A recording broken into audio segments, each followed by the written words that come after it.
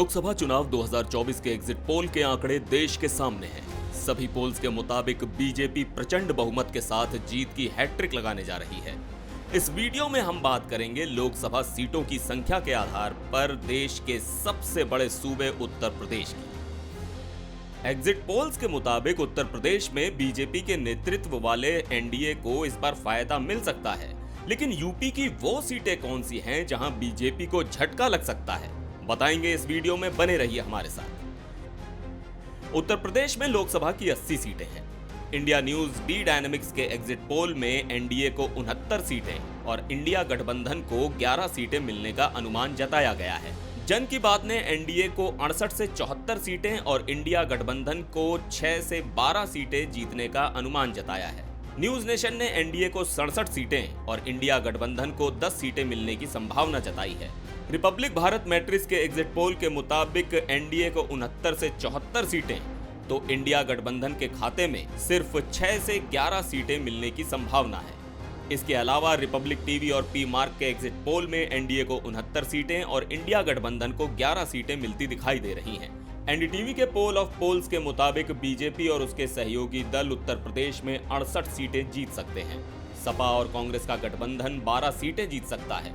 इस बार बसपा का खाता नहीं खुलने के आसार हैं। अनुमानों के मुताबिक बीजेपी और उसके सहयोगी दल 2019 की तुलना में 3 सीटें अधिक जीत सकते हैं। भारतीय जनता पार्टी ने उत्तर प्रदेश में 75 सीटों पर चुनाव लड़ा है। उसने 5 सीटें अपने सहयोगी दलों को दी। 2 सीटों पर अपना दल एस और 2 सीटों पर राष्ट्रीय लोकदल और 1 सीट पर सुहेलदेव भारतीय समाज पार्टी ने चुनाव लड़ा है। पीएम नरेंद्र मोदी ने वाराणसी सीट से तीसरी बार चुनाव लड़ा है। साल 2019 के चुनाव में बीजेपी ने 62 सीटें जीती थी। पिछला चुनाव समाजवादी पार्टी और बहुजन समाज पार्टी ने मिलकर लड़ा था। सपा को 5 और बसपा को 10 सीटें मिली थी। अब बात उन सीटों की जिन पर हार सकती है बीजेपी।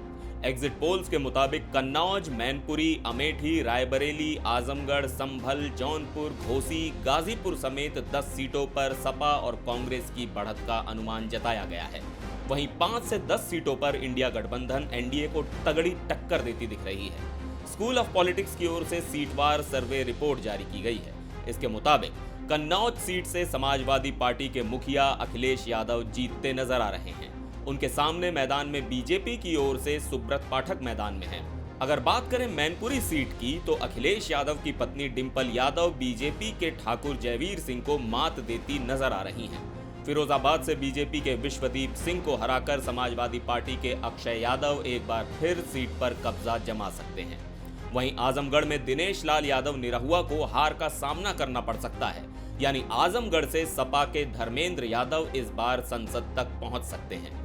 वहीं संभल सीट पर एक बार फिर सपा को बढ़त मिल सकती है।